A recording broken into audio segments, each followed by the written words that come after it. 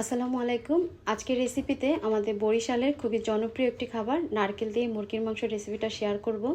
এটা খেতে একেবারে অন্যরকম, খুবই টেস্টি একটি খাবার। তো এর জন্য আমি প্রথমে মিক্সিং জারের ভিতরে পেঁয়াজ 3-4টার মতো শুকনো মরিচ আমি আগে থেকে একটু ভিজিয়ে রেখেছিলাম, সেটা দিয়ে দিলাম। আর 7-8টার মতো রসুনের কোয়া। আর লাগছে নারিকেল, একটা নারিকেলের মানে অর্ধেকটার মতো শাঁস আমি নিয়েছি, একটু ছোট করে কেটে এখানে দিয়ে দিলাম। তারপর সামান্য একটুখানি পানি দিয়ে এটা খুব ভালো করে একটা পেস্ট তৈরি করে নিব।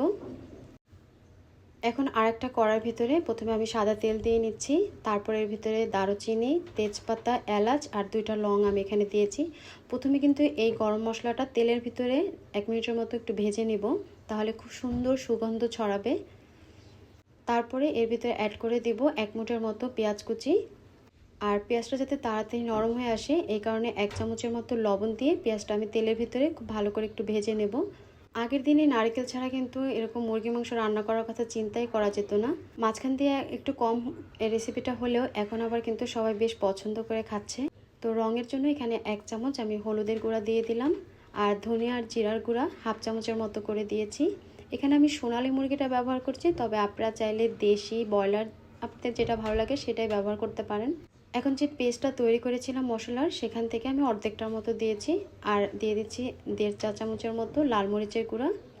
এই লাল মরিচের গুঁড়াটা দিলে খুব সুন্দর একটা কালার আসবে। তারপর সব কিছু ভালো করে মিক্স করে অল্প একটু পানি দিয়ে মশলাটা কষিয়ে নেব।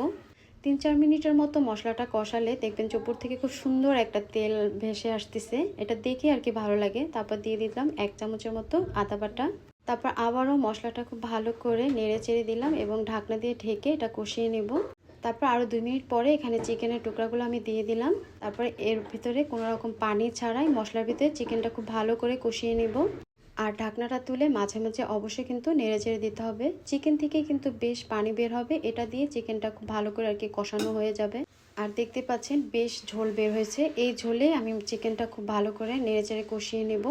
আর আমার যদি এই রেসিপিটা আপনাদের কাছে ভালো লাগে তাহলে রিকোয়েস্ট থাকলো আমার চ্যানেলটি সাবস্ক্রাইব করার।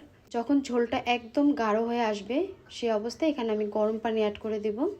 2 কাপের মতো গরম পানি আমি এখানে অ্যাড করে এখন চিকেনটা পুরোপুরি সিদ্ধ হওয়া পর্যন্ত অপেক্ষা করব।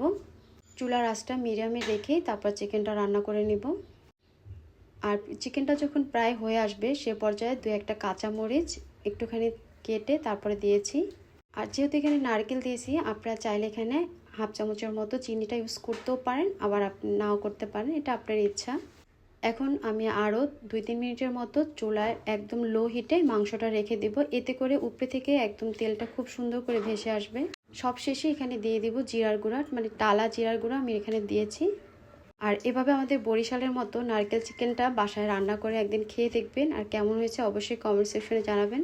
তো ব্যাস তৈরি হয়ে গেল আমার নারকেল দিয়ে চিকেন।